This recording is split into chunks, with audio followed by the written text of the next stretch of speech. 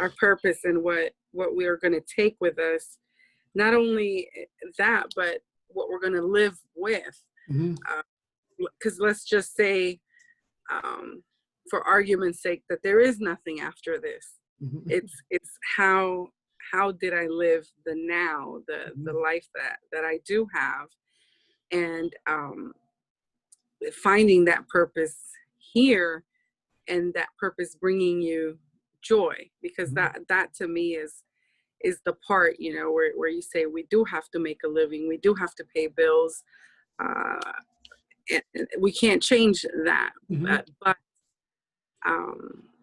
and we need money, you know, so there's right, so there's things that finding that balance of purpose and wealth, because I don't want to just get by. I want to I want to exceed. I want to have all those points you talked about. I want to be wealthy in every single aspect of that. So it's important to figure out, for me, that purpose, you know, and how that purpose can make you money and wealthy in all of the other points that you were discussing. So just, you know, thought I'd say that, like, it's just the quality of life now. Yeah, no, I totally get that, and that's why you can have both. And you know, we've been taught that don't be greedy. I'm greedy. Yeah. And I learned a long time ago from one of my really strong mentors in my life, Henry, is like, be greedy. And I think that there's a lot of words in our language which are confusing, or we misdefine, or we define incorrectly. I think when people think about greed, they're thinking about people who are trying to, what they call avaricious greed, where they're just, you know, I just want to take this. When I think about greed, I think about it as, what is my desire? What are my needs? What is it that are what's going to make me get up in the morning? What's going to make me hit the floor? Like, so today when I got up in the morning, I was like, yes, let's go, because I'm going to work with this group today, and I'm really excited. And that's my greed. That's like, this is right in my wheelhouse. This is what I love doing. And so getting up this morning was not hard. It was not difficult. It was joyful. It was purposeful. And like I said, I know I'm lucky.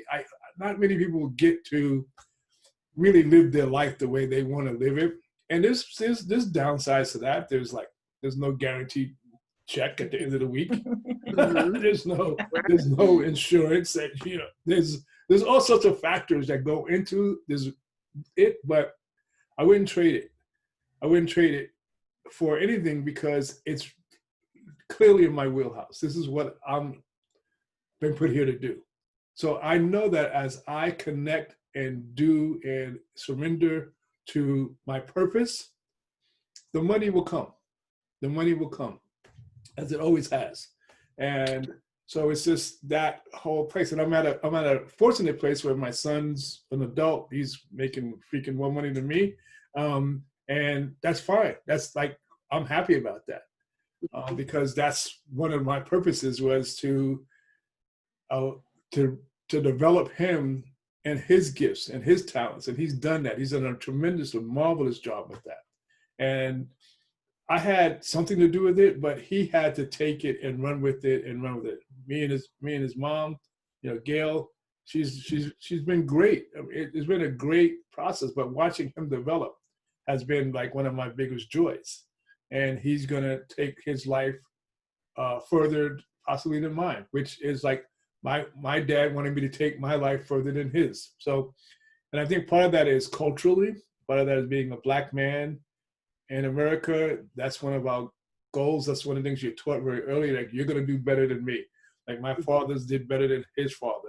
His father did better than, you know, so that's the cycle. And so it's great when you see that happen. Yes.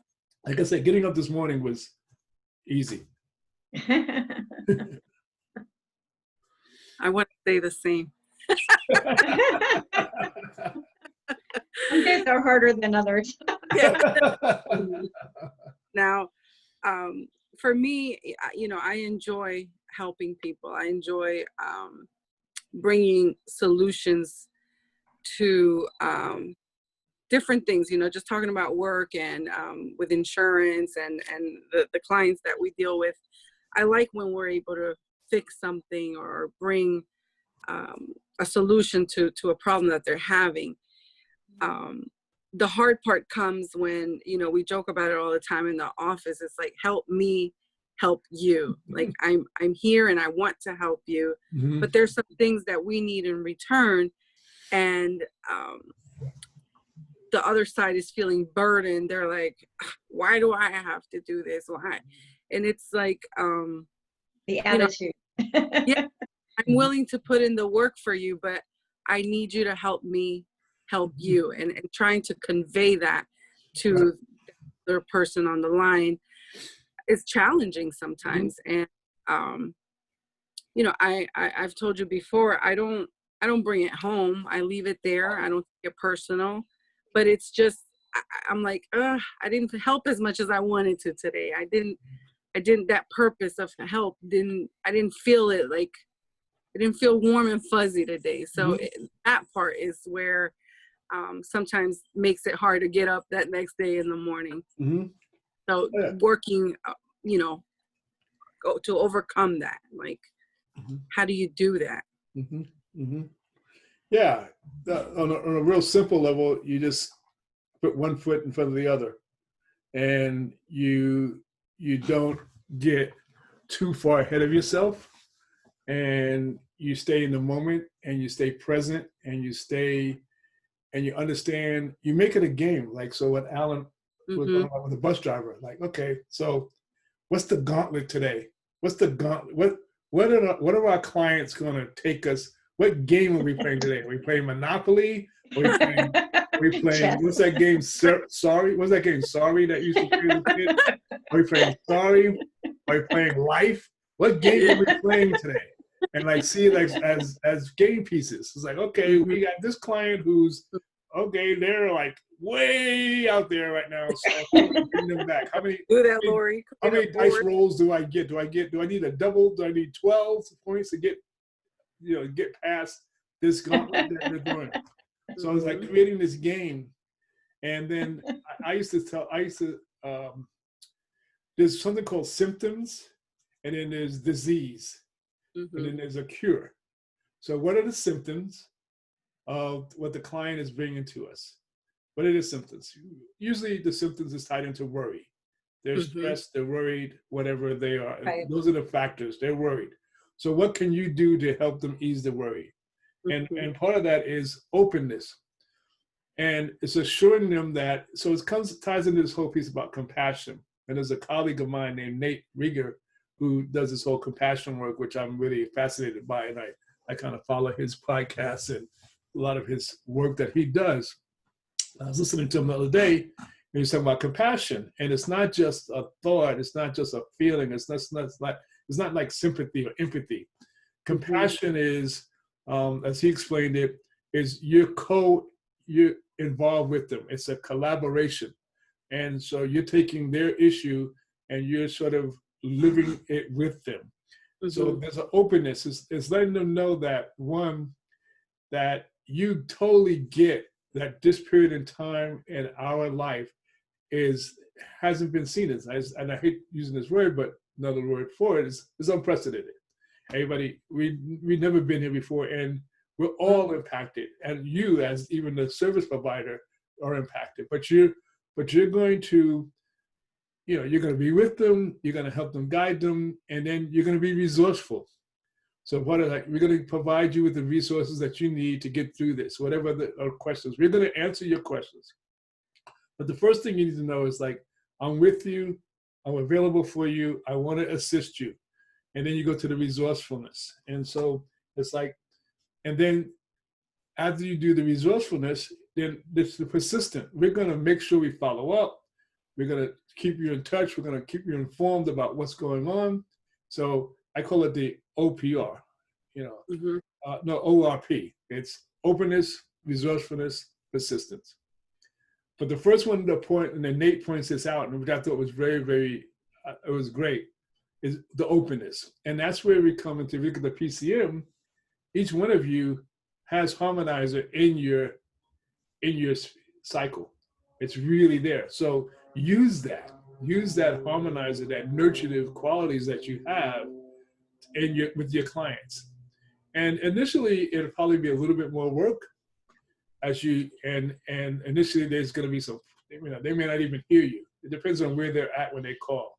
Like if they're like already 10 degrees out the door, if they're in total distress, then how can you I get those calls. Yeah, how can you get them out of distress? And hopefully they're not, and like we said, hopefully they're in the basement and not the cellar. The cellar is just really hard to get people out of because they have to get themselves out of it. But if they're in the basement, you can help them get out of there quickly. But being open is really important. And since you all three have harmonizer in your first 2 floors, it's a quality that you have. It's part of your wealth. So utilize it. And then also with the thinker part, then that's where the resourcefulness comes in. So utilizing that, giving them logical steps, letting them know, here's the logical steps. We recognize what your needs are. We're going to give you logical, responsible, organized steps that will allow you to get through this problem. Because that's where they're at. They need to know that 1, you hear them, and 2, you have an answer to their problem. Now, their problem might have been self-created, meaning it's manufactured. It's like we used to call it in training. We used to do it in the university. We used to call it disaster fantasies. So disaster fantasies would be like we create the worst scenario, and then we'd play them out. We role play them out. So what's the disaster fantasy? I don't have any insurance. I'm done. I'm finished, and I have a major operation happening tomorrow. Okay. Perfect. Well, that happens. We had one the other day. I'm dying. You're killing me. Yeah. So yeah. So you play those out and those scenarios out, then you start coming up with, okay, what's the answer to that? Okay. So then you would go like, Jerome, you have no insurance. Why do I see that you are insured? Do I have some different paperwork than you do? Or so sort of make it a game. Make it a game. And it doesn't mean that you belittle the people that you're working with, but you have to make it fun for you. You have to find a place with serious, you guys are dealing with serious things. You're dealing with insurance, people's livelihoods, people's lives. And insurance is, by nature, it's a very challenging product because people just don't always trust that you're going to have their best interest, even though you do. They think there's something little tricky about this insurance that is going to bite me in the butt. And so they're going to challenge you around that, around their suspicions around insurance. We also, go ahead. I was going to say, we also have the issue of the cultural difference with this group, because a lot of them come from socialized medicine, that everything was included. And then they come here and they're paying $50 a month and they expect everything to be included, even though they're told it's not to, but they haven't opened anything we've given them. So, their response is, I pay my insurance every month and everything should be covered. It's like, well, not everything's covered just because you're paying $50 a month. So, Right. Sometimes we have to give them perspective. I always say, well, I pay $8.50 a month and nothing's covered. Yeah. So I mean, let's look at that. So in their minds, they're not reading the materials you're sending them. So how do you begin to call their attention to that? Is it about providing them smaller doses of information. So instead of giving them all the information, like what is the most critical things they need to know now? So sort of look at the whole cycle of personalities. And if we can tie personalities into culture, so I'm an imaginer. So sending me a ton of information is really not that helpful. But if you send me a ton of information and you say, read page 2, 10, and 15, and then the rest of it at your leisure, then that helps me. I go to 2, 10, 15, I'm good. I never will read the rest of it. Now, a thinker is going to get it and go, okay, I'm going to go, it's 99 pages. That's my evening reading. I'm reading 1, 2, We have a few of those. They're like on page 7, yeah, exactly. line 5. Exactly.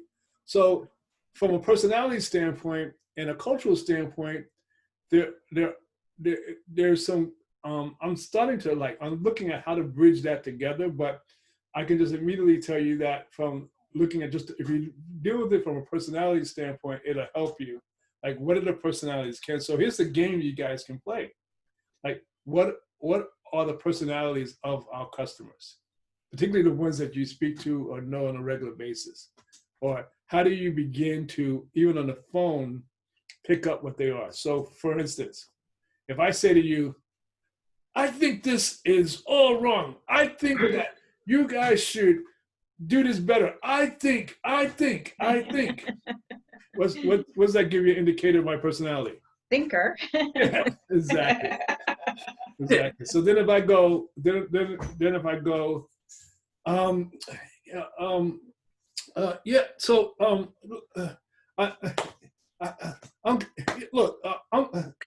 what's my personality?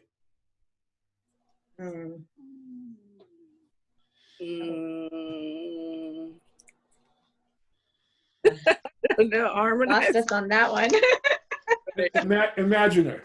Oh, okay. Because what's happening with the imaginer is that I'm accessing like this whole, you don't see this whole big board I have above my head. And I have 20,000 things up there. And I'm trying to, I want to find out about my premium. I want to find out what my deductible is. So they're just, it's a little scattered. Mm-hmm. Another one is, I'm really worried about things. I'm not sure. Oh, man, I just feel so, this whole COVID thing, what's going to happen to me? What is that? Harmonizer? Yes. Then here's another one. I believe that if you really valued me as a customer, I wouldn't be having this problem. I believe that you need to do better by me. I believe, in my opinion. That more the rebel? That more the rebel or? No. No? Who's that? Persister. Oh, persister. Persister is about beliefs and opinions and values. And they both, the position of thinker, they both want recognition. One wants recognition for their time, the other one wants recognition for their work. And here's another one. Now, what might have thrown you off with that though was that I was more emotive than a persistent would be. They would be more static. Another one. Okay, so look, I got my kids coming home. I'm trying to figure out what to cook for dinner. I need some answers real quick. Probably the rebel. What did you say? A rebel? Promoter? No, I said rebel. Yeah, well, it's actually promoter. So the promoter is like a lot of activity in a short period of time. Oh, okay. And then the final one is, let me see if we do it in this strip. You people have to get your act together because it's your fault that I am not covered I read the material. It's your fault. It's your fault. It's your fault. Got a lot of those.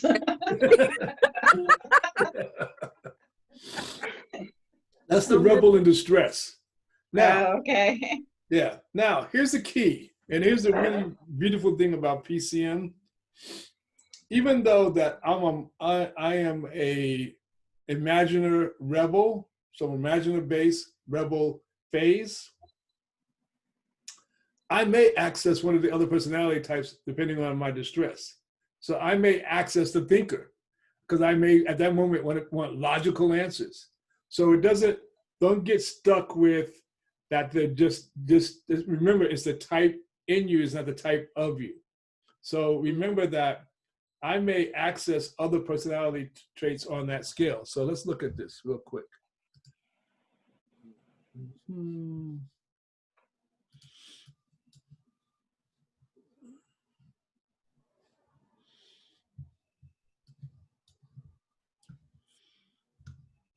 Hold on one second. Grab this up.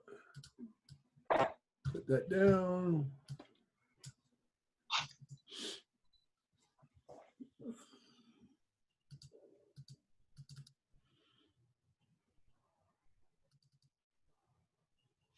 Okay.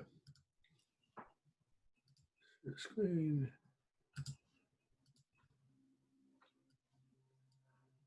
Okay. So if you look at all of this, the thinker, the needs are recognition of work, time, and structure, persister, harmonizer. Each of them has the need and then what puts them in stress. So with you actually at work with Norella speaking is a harmonizer. Lori's a thinker, and Teresa is a harmonizer thinker. So look at that and just see how your interactions go when you're in probably in a healthy place or when you're sort of in a stressful place.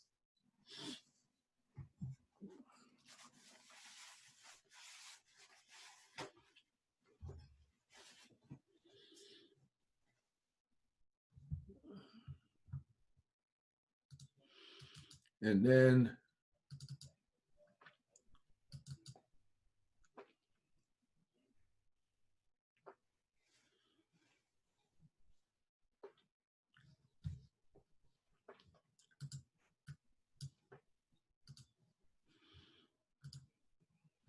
look at this other one.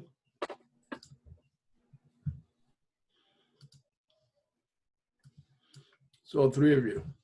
Mm-hmm.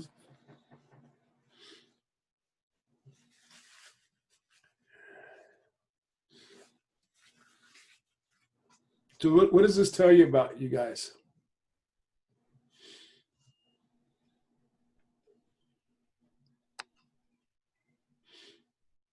We have some things in common. Mm-hmm. Our harmonizer is common in us. Mm-hmm. And then Lori and I do like opposite. Mm-hmm.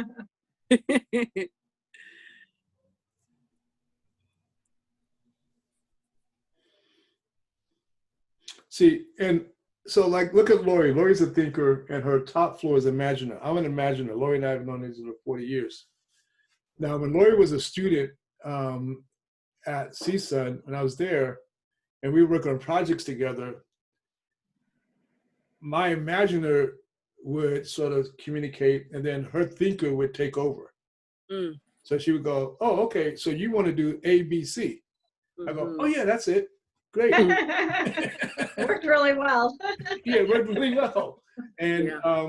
And that's how you work together. And so as an imaginer, what I'm looking for is direction. I'll give you like 25 things to do. Now, as I'm doing other work, I have to access all the other personalities. So when I was a director at CSUN, I had a staff that had all of these different qualities. I had a persister, I had a thinker, I had a harmonizer, I had a promoter, and we worked well together. And the only time we didn't work well together was when any one of us was in distress or all of us were in distress. And then we would fight, but then we would resolve it and then we would get back to work. So fighting or having conflict is healthy as long as you know how to get out of distress. And the driver aspect of the stress is very important because, like I said before, that's your smoke alarm. That lets you know that you're heading to the basement and you don't really want to go to the basement. So if you can avoid going to the basement and go back outside, that's the ideal place. Mm-hmm. So when you think about your clients, and think about a client that you spoke to in the last 3 days, and what challenges did they give you?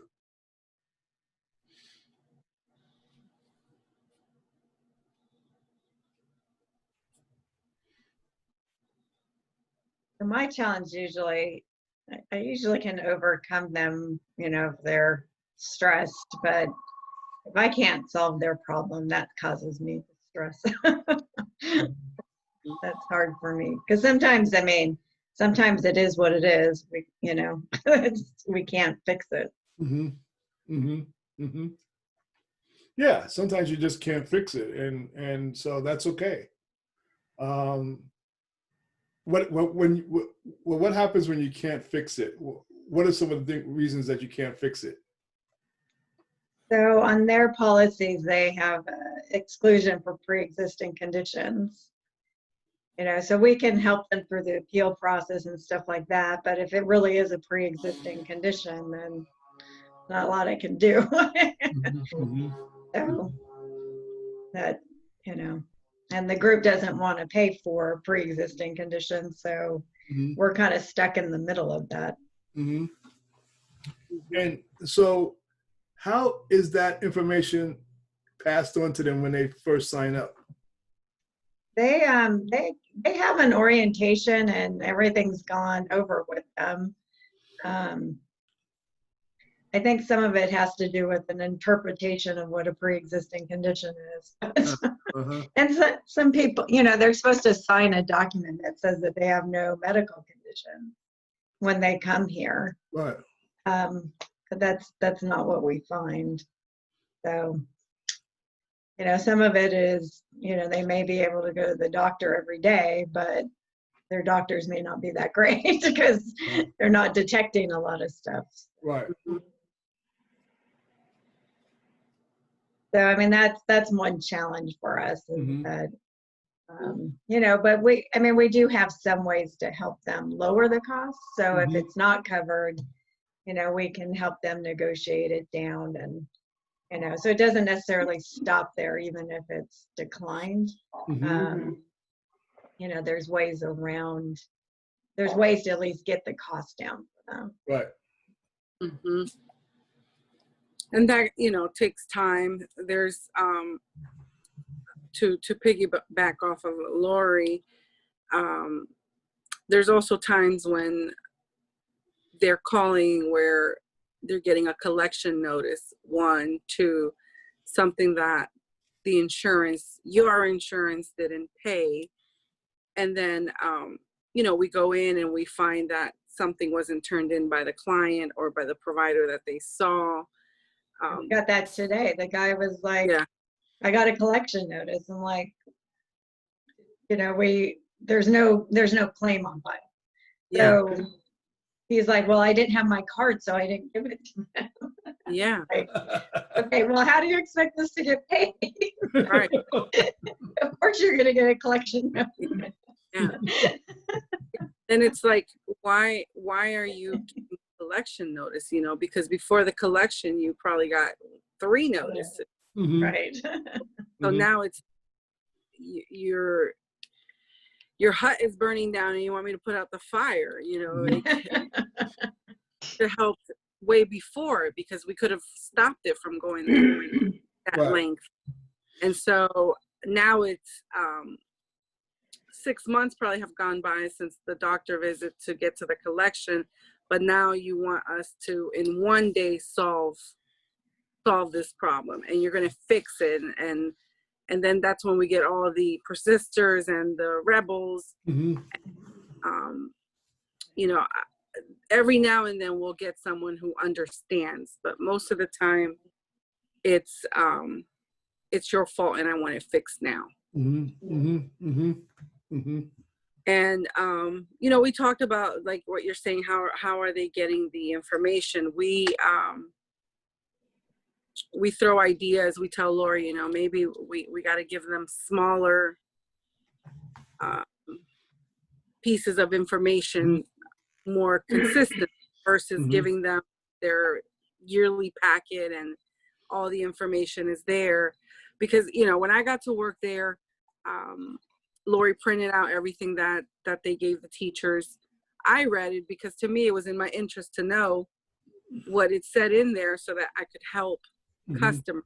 And I tend to do that with everything that I get, you know, in my own personal life. Like I want to know what fees I'm going to pay, or what my premium is, or when is the renewal, or just for me. So I find it crazy when, like, no, I haven't read it. No, I didn't go through it. You know, because this is your insurance. This is the things that when your kids get sick, when there is a medical emergency, you should know it's like, you know, when there's a fire, you should know your escape plan. So insurance to me is part of that, and you should know your plan. But I tell Lori, you know, like, people don't do that, and it's not a fun read. You know, it's not like, oh, I'm gonna sit here and enjoy this packet. So let's break it down, you know, and we try to figure out what are the most important points that they do need to know. What do I do if I get a bill? What do I do if I don't have my ID card? Where can I find a doctor? And we try to find different points that could be useful for the now. Like, I need this information now. No, I don't want to go through the whole read to find a piece of information. So, you know, I think Lori, Peter, they're working on that and trying to figure out, and every day they're throwing ideas at each other, and, you know, and I see it, and it's like, I hope it works.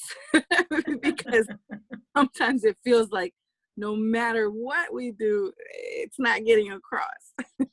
Right. And I think, like Lori said, I think part of that is cultural, and part of that is personality driven. So, like, I count on, in my household, I count on Gail and Pharaoh reading the details. just give me the short version. I'm not reading all of this, you know. So I need to know the short version. What do I need to do? When do I need to be there? And how much do I need to pay? So, but then if I'm very interested in it, or there's something that I think I really, then I'll go to the details. But you, Teresa, being the thinker phase, so remember that here's how we do it. We hear on our base. So I hear things from my imaginative base. So I hear it and go, okay, how did I imagine that would be?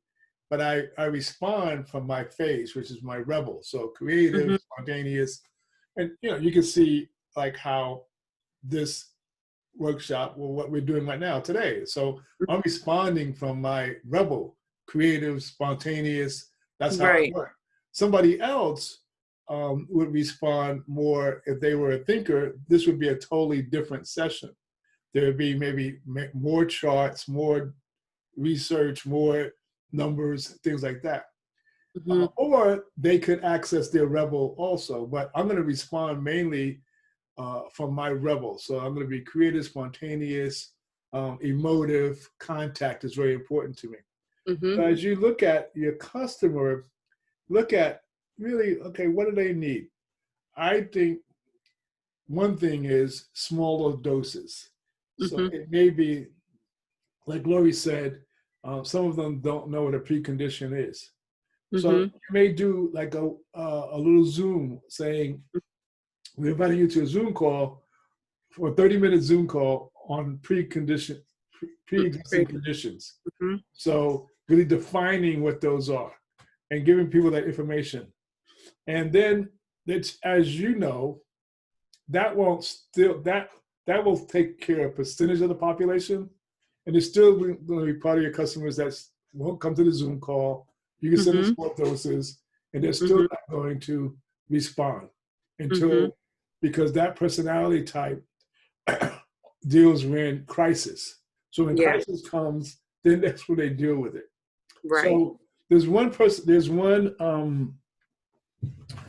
channel that's not part of the PCM profile, but it is a channel, and that is the channel of sort of danger, or people like, so maybe you send out a warning sign saying, if you think you're going to need services in the following areas, boom, boom, boom, you Mhm. need to do this immediately. Mhm. And it's like a one-page thing that just goes out or gets sent an email or whatever. If you as like you're approaching flu season or with this whole COVID thing, Mhm. make sure all your things are in order. Make sure all your fees are paid, et cetera, et cetera. So it's really, but it's doing it in small doses. Now, the challenge of that is more work for you initially, but maybe it will reduce the work on the back end. Mhm. Mhm. But small doses really does work for a lot of people because you can then hit every personality type. You can tell the imaginer what to do. You can give them a director. The persister and the thinker is more requestive. So it's like, what do you need from us? So maybe like, what do you need from us? So in that documentation, you send out direction, requesting information. You be sort of emotive, like, hey, I hope everybody's doing great, blah, blah, blah. Promoter is like, it's more about being action. Here's the action you need to take. And then the harmonizer is more about openness. Hope you're doing well. I know these are challenging times, etc. So you can address each personality type within your documentation. Excuse me. That makes sense? We usually also put some extra links. So for those people that do want to read more, they can just click on it. Right. All right. Questions, thoughts? Norellis, you had a day the other day that you were just getting bombarded. You want to talk about that?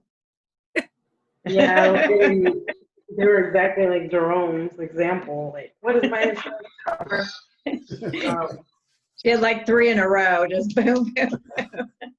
Yeah, I guess I wasn't giving them the answers that they wanted. I felt like I was overwhelmed because it was, they had a claim. They called me about a certain claim, and when I go into their file, I see that they have more than one that's not settled. So stuff like that like will overwhelm me. I'm like, Lori, help me! like I guess I can't see past the fact that it's more than that one, and I don't know how to help them out. And I think that can be a little bit overwhelming. Yeah. So what you have to be watchful for, because you're a harmonizer, that your stress points are trying to over-adapt and please.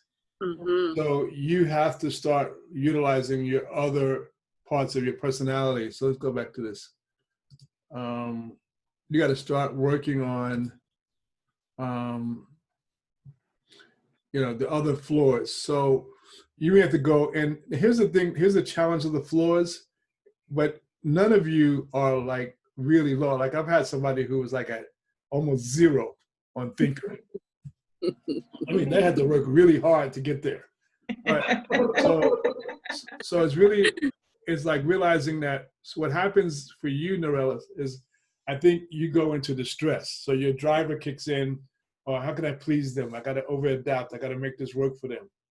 Right. So that doesn't work for you or them. So everybody leaves unfulfilled. So Mhm. what do you need to go to? Okay, so they're asking you logical questions, and they're looking for organization and structure. Now they're under stress too, and part of that is they don't want to own what they haven't done. So what you have to then do is go up to them and be very very logical and directive, and say, okay, here's what needs to happen. And you also can say to them, you know, I need to do some more research, so let me call you back. Yeah. Maybe you stop them from bombarding you, and then you get the time to say, okay, how do I resolve this? So don't feel that you need to be able to resolve this thing for them all in one shot. It may be 2 or 3 calls. It may be you have to go back and you may have to consult Teresa or Lori or someone else to come up with a solution that meets their needs. Mhm. So don't feel like you have to immediately come up with a solution for them. Mhm. You use time, and that time could be 5 minutes. It could be a day. And again, depends on the emergency. They're in the hospital right then. That's a little bit different. But if they're so, just don't feel that you have to over adapt to them, Mhm. particularly if they have not done what they're supposed to do. Right. But be very, very comfortable with saying, I got your information. Let me call you back once I can sort of dissect what could be done to resolve this, or give you some suggestions of what you can do. Mhm. That And makes sense? with a lot of our stuff, we do have to do. I mean, there's so much detail to it. We do have to kind of take a step back and go line by line Mhm. to make sure we're giving them the correct information. Because I find when I respond too quickly, I've missed an email or something, and then I'm backtracking because I was like, oh wait, no, there was something else in between that. So it's Yeah. And then the important thing is, if it's taking you longer than you thought, just drop them a line, an email saying, hey, I'm still working on your information. I'll get back to you What happened? tomorrow, or whatever it is. Just a lot of times with that's where the openness happens. That's where the compassion is. It's like, I'm gonna be very open with you. This is very difficult. I don't know how we're gonna resolve this, but we're gonna do everything in our power to help you. So it's like being open, but also being resourceful. We're gonna provide as much. We're gonna be as resourceful as we can for you. We're gonna persistently try to solve this without making any promises. Because if it's a pre-existing condition, there's little that you can do about it if the policy says they don't handle it. But you're still gonna let them know that you hear them. You're gonna be as resourceful as you can. And you're gonna be persistent about trying to solve this for them. Make time your companion. Make time your companion. Don't let them take you out of your own alignment.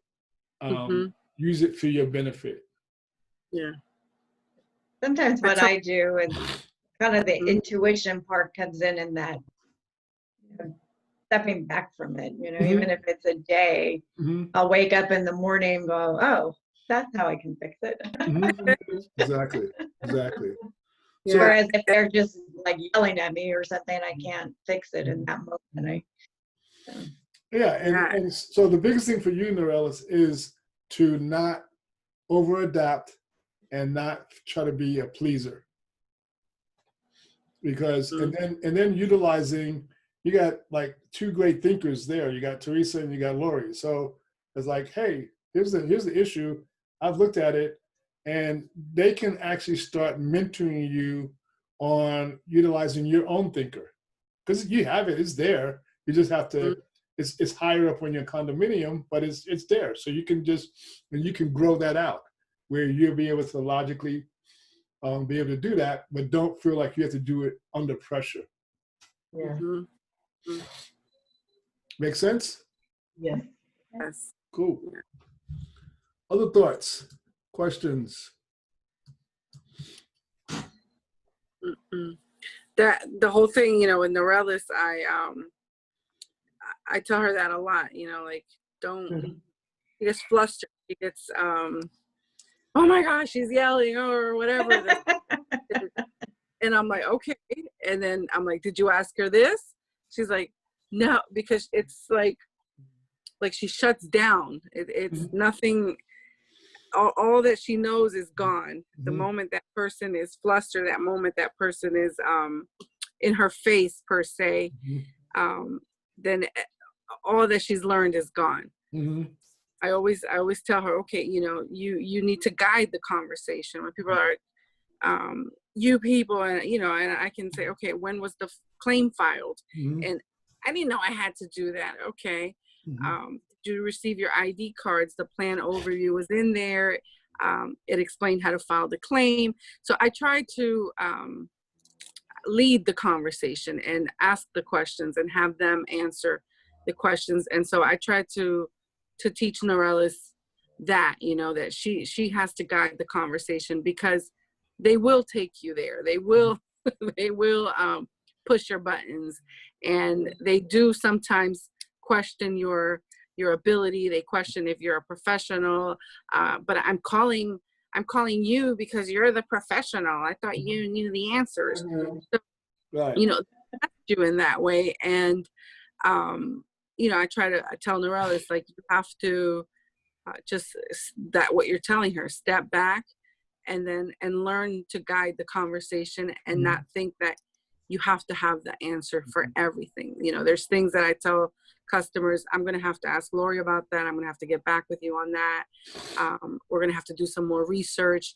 And, you know, and then Lori's thinker, it's like, I'll tell her, and in 2 seconds, she's like, well, did you do this, and that? And I'm like, no, I didn't think of doing that. You know, I didn't think it was just as easy as that. So even for me, that I tend to know how to guide the conversation. Still, I don't know it all, and it's like, why didn't I think of that? You know, and Lori will be like, well, did you do this? Did you do that? You know, did you ask this question? And so I think we all have the value there for these customers. Right. And we just have to, and I think I mentioned it to you, Jerome, is getting that system in place for us in the office to where it's working itself. We're not having to work so hard, because the questions tend to always be the same. The problem always tends to be the same. And then the sentiment of the customer is complete helplessness, or they're defensive. You know, so it's the personality that changes, but the problems that I see are always the same. So coming up with ways of, and we do it, you know, we have a million spreadsheets because we're trying to figure it out. We're trying to create these systems to, at the end, it's to help the customer. You know, if we don't have customers, then we don't have a business. So working together, us as a team, to figure out what works best for us to help them. I think that's the big challenge for us. Yeah, and I think that as I was thinking about this, there's two things that sometimes you have to do. I was thinking about a story that my mentor Henry told me years ago. I can't remember all the components of it, but I remember that there's this monkey in a bar, and the monkey would come in, and the monkey would kick somebody. The monkey would throw something at someone, and the bartender like originally goes, "Man, how do you control this monkey?" Like everybody's coming in like and then this person comes in, and the monkey doesn't do anything, and the monkey is quiet, peaceful, everything, and he goes, well, what happened? He goes, the monkey responds to love. The monkey responds to love. So the main thing is that besides the stress of you, what happens for you, Norellis, is that you go into doubt, and then you go into self-criticism. Love yourself. Know that, hey, I respond to love. And so I'm going to love myself first. And then second of all, it's okay to tell somebody, stop yelling. Mm-hmm. Stop yelling. If you want me to help you, you need to stop yelling. Or you need to stop screaming. I'm going to help you. I'm going to assist you the best I can. But I cannot do that. And basically what you're saying to them, I cannot do that if there's no love coming through this phone. Now, you're not going to maybe use those words, but you're just going to tell them, stop Feeling no yelling. love from you. Yeah, just tell them, stop it. Now, now promoter, if they are a promoter type, that is the language that they respond to. Stop. Just wait. Let me, can you speak to me? Let's put it in recognizable language, like, so that we can follow. And I really want to help you. I understand that you're frustrated. I get that. And I'm frustrated for you. And I get it during this time. We're all dealing with a lot of stuff. And then I'm going to be as resourceful and give you everything that we can. And then I'm going to pursue this like no other. But before I can do that, I just need you to calm down. And then say, I'm going to get back to you this afternoon. I'm going to get back to you tomorrow. Yeah. So don't get stuck in their drama. Yeah. Yeah. And then basically, and I didn't get the drama triangle up there today, but basically there's a drama triangle. And in that triangle, they're basically acting like the victim and you're acting like the rescuer. It ain't gonna work. Mm-hmm. Yes. And the persister, also the persister in distress will persistently be the victim, right? And then you're persistently be in distress, trying to rescue them, trying to save them, and that's not your job. Your job is to provide them a service, which you're doing, provide them answers, which you're going to get them, and to be resourceful, and to have compassion, but not to be browbeat, not to be demeaned. That's not your job. The customer isn't always right. In most cases, the customer is freaking wrong. Right. 80 to 90% of the time. Yeah. But they're still the customer, and so you have to figure out how to manage that for them in a way that works for everyone. Mm-hmm. Right. Yes. Yeah. Other thoughts, questions? That's helpful. Yeah. Very helpful. Yeah. We're gonna create a game board. Yeah. No, I was just thinking we should. We're gonna have a little, like a monopoly, and each time we solve something, we'll move the customer over. Yeah, I like that. Yeah, I like that. Maybe we have any claims we can resolve a week or something. Yeah. No, awesome. I like that. Life is a game. It really is a game, and think about it. Raising kids, dealing with different situations. We play games because we like those scenarios. Mm-hmm. So our life is we have to play it out in a way which it works for us, and we have to find our purpose and our job and our joy, and stay on that journey, of that constant journey of discovery. And discovery is such a huge thing, because the more you can find out about you, the easier the world becomes. Mm-hmm. The less you know about you, the more difficult the world is. That's right. And that's the key. That's the key. So as I'm 67 years old, and I'm still learning about me. And there's some stuff I'm learning about me and going like, oh man, shit. Dude. Wow. Ooh, okay. I'll have to deal with that. But I learned something about me yesterday, and I was like, oh, really? That is me. It really is me. Ooh. Wow. People have really loved me. Because that quality is not a good one. Yeah. Yeah. So it's the beauty about learning about yourself is that the world becomes easier. The more the greater awareness you have of self, the universe becomes easier. No matter what the challenge is, so when you learn how do you deal in distress? How do you deal when the world is like where it is now, like with COVID and social unrest and a president that you know, none of us understand. Well, at least I don't think anyone here understands. And how do you manage all of this? How do you manage it? How do you deal when things aren't going well? When, you know, like a month ago now, well, 3 weeks ago, I had this contract, which was for pretty significant money that had gotten approved. And then right at the time it got approved, the university cut budgets. So the contract I lost the contract. And what I learned about myself was that in the past, that might have sent me into a tailspin for a few days. In 5 minutes, because of PCM, I was in distress. My driver, basement, out. By the time I got to the drive-up window for El Pollo Loco, where I was getting lunch, I was like, okay, well, next. Yeah. And that was as a result of PCM and understanding my stress where I was gonna go. Yeah. And that's happened to me in the past, and I know it's taken me sometimes a long time to recover psychologically and be motivated to continue doing. In 5 minutes, I was like, okay, well, we'll see what happens next, and I just kept moving. Yeah. I've had that happen in the last few weeks as well, where I like to stay busy and always be working and helping and providing. And when I'm not feeling that way, it's a downward spiral. It's like all or nothing.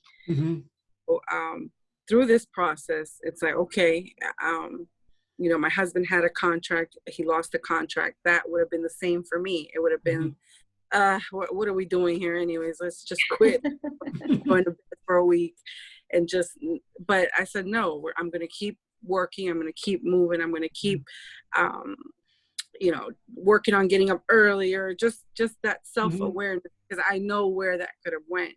And PCM has helped me with that, you know, and like, and figuring out that one thing isn't going to determine everything. Like there's other things, and there's other hats that I have to wear, that I can't allow one thing to bring me down on every aspect.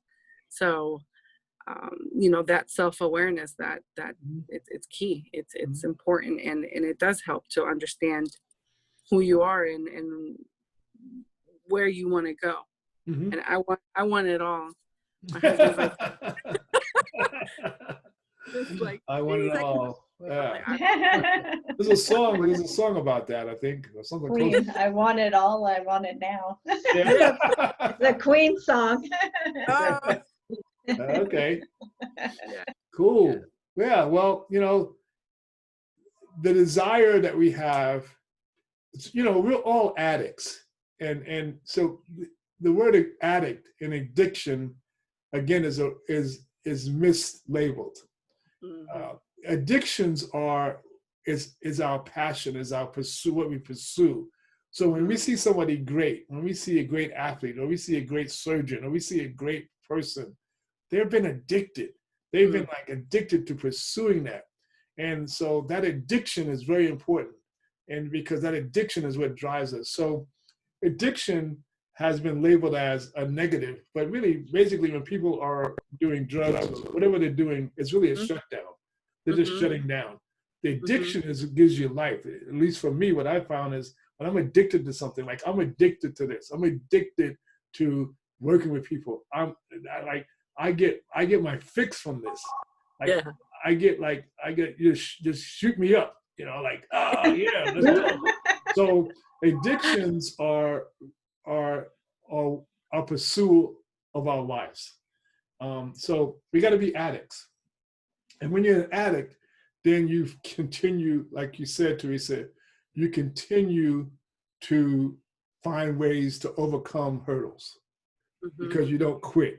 You don't give up. You don't stop. You don't say, oh, well, that didn't work. You know, I could have because that contract was going to like set me up for the next 3 or 4 months. I was like, oh, okay, well, that won't happen. So I guess I got to do something else. And then just kept moving forward. And that's the whole thing. It's like, keep moving forward. So when you're an addict, that's what you learn. You learn to keep moving forward, keep taking the next step, keep moving forward, not quitting, not stepping back. And if you step back, recover. You know, it's okay to fail. It's okay to fail. We're not perfect. We're not meant to be perfect. Our whole experience on the planet is meant for us to discover, learn, grow, fail, get up, and go again. Right. Yes. How fast you recover is actually a great trait. Recovery is important because you're going to have disappointment, you're going to have failure, you're going to have things that don't work that well. But how quickly do you get up? Do you stay down and wallow? Do you put on a drooper mask and just go, oh, poor me. Oh, I can't believe that they, and now I can't believe that they didn't honor that contract. The beauty of it, PCM, was I went through all those things in 2 or 3 minutes. Went through drooper, oh, here we go again. Like right when I think I'm gonna break through and gonna like, boom, there, snatched.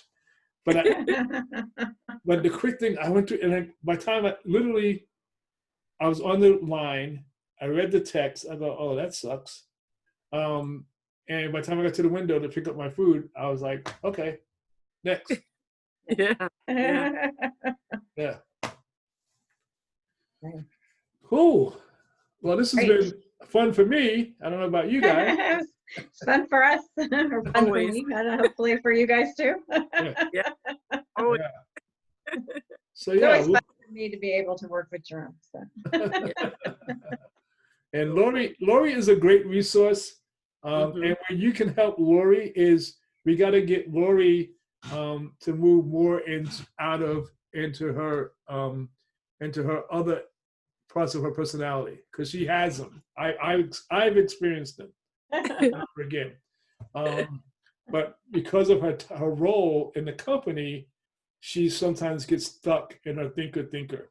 And when a thinker goes into distress, then the whole issue of delegation, mentoring, that whole thing. So where you can help her is her channel of communication is requestive. So we're saying, hey, Lori, how can I help you? Or Lori, how can I learn more about this? So don't just sit back and wait for her, because that may not happen. You may have to go to her and say, I want to learn how to do this. How can you help me? Or how can we set some time aside where I can learn a little bit more about this? And again, small doses. That's the key. I think COVID has really expressed that message that what we're seeing in the uptick of people getting sick is because we didn't do small doses. We just we have to get the economy going again. Everybody gets that. But to do that, if everybody would have just done what they asked, do the distancing, wear the mask, we probably wouldn't be where there's places now upticking. But you had a whole generation of people going, we're not going to get sick. Well, we're going to follow this. This is not real. And you had people who were also going, oh, this is just a creation of the liberal side. And we had all these different beliefs. So we had people that were very persistent about their beliefs. So we had a lot of persisters out there. And then we had other people who were really just needing the contact. They were rebels in distress, or they're promoters in distress. So you had all these people distressed about stay at home. And for me, as an imaginer, who my biggest need is solitude, I was like, oh, great. I don't have to go out to parties. I don't have to take invitations. I don't have people have to come over. Wow, this is amazing. It was awesome. So for me, I was like happy. I wasn't happy that people were dying or anything like that, but I was happy that I didn't have to take any invitations. People had to come over, no visitors. And for me, I was able to then take on a lot of new projects and learn a lot of new skills, like editing, podcasts. So for me, I was good. But for somebody else who's maybe has some other needs, they were not good. And I respect that and I understand that. The thing is, we have to have compassion for everybody, no matter what side, if you're on mask, no mask, that compassion. And I get why people are saying no mask, because I used to walk around going, well, why do people wear those masks? But now in Japan, realize Japan has been wearing masks for decades. Yeah. And they have the lowest amount of COVID Mm-hmm. because they've been wearing it for decades. So Mm-hmm. if you want proof, just look at Japan. Mm-hmm. So, well, we could go on and on, but I know you guys have to get back to work and sell that insurance. Get it going. All right. So I think we lost. All right. Yeah, we lost. Yeah. We lost her. I guess she's gone. She's gone. All right. Well, Teresa's out. All right. All right. All right. Thanks, Jerome. Hey, Yeah. is Gail having the happy hour thing tomorrow? I I didn't think she- see anything. Yeah, I didn't see anything yet. Oh, okay. I think she is, but I'll ask her. Okay. Okay. All right. Well, I'll talk to you soon. All All right. right. Thank Bye. you. Yeah. Thanks. Right. Bye.